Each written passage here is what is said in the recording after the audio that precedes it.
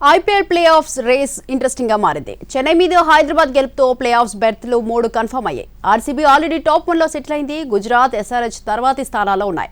మరో బెర్త్ కోసం రాజస్థాన్, పంజాబ్ పోటీ పడుతున్నాయి. రాజస్థాన్ ఫ్యూచర్ ఇప్పుడు 2 టీంలపైన ఆధారపడి ఉంది. ఒక్క మ్యాచ్ ఓడిన ఆర్ఆర్ ఇంటికి. ఇటు పంజాబ్ జట్టు లక్నో చేతిలో ఉంది. ఐపీఎల్ ప్లే ఆఫ్స్ రేస్ మంచి రసపట్టులో ఉంది.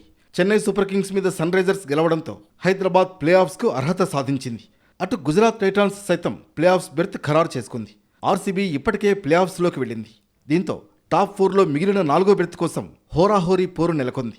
బెంగళూరు చేతిలో పంజాబ్, ఢిల్లీపైన రాజస్థాన్ రాయల్స్ ఓటమితో ప్లే ఆఫ్స్ ప్రాబబిలిటీలు మారిపోయాయి.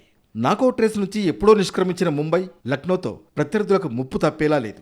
ఇరు జట్లు 2 మ్యాచ్లు ఆడాల్సి ఉంది. రాజస్థాన్ భవితవ్యం ఇప్పుడు ఈ 2 టీంలపైనే ఆధారపడి ఉంది. ఒక్క మ్యాచ్ ఓడినా రాజస్థాన్ ఇంటికే.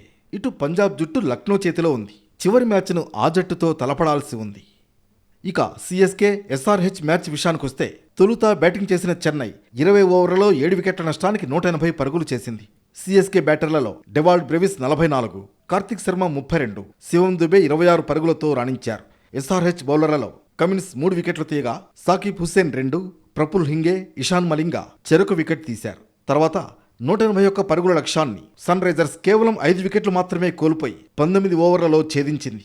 SRH star batter Ishan Kishan మరోసారి వీరవిహారం చేశాడు. కేవలం 47 బంతుల్లోనే 70 పరుగులు చేసి జట్టు విజయంలో కీలక పాత్ర పోషించాడు. హెన్రిచ్ క్లాజెన్ 26 బంతుల్లో 47 పరుగులతో మెరుపు ఇన్నింగ్స్ ఆడాడు. ఈ ఓటమితో సిఎస్కే తమ ప్లే ఆఫ్స్ అవకాశాలను సంక్లిష్టం చేసుకుంది.